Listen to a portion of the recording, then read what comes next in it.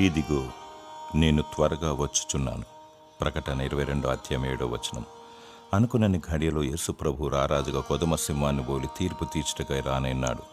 పరిస్థితులు అనుకూలంగా ఉన్నాయి, నెమ్మదిగా బ్రతుకుచున్నాము అని భ్రమపడుచు సిద్ధపాటు లేకుండా అనేకులు నిర్లక్ష్యం చేస్తున్నారు. ఎన్నో ప్రణాళికలు కలిగి, ఆర్థిక రాబడుల కొరకు గొప్ప గొప్ప వ్యక్తులతో సంబంధం కలిగి, తీరిక లేకుండా, ప్రార్థించే సమయం లేకుండా, సంఘానికి వెళ్ళే అవకాశం లేకుండా అనేకులు ఆత్మీయముగా సన్నగిల్లిపోతున్నారు.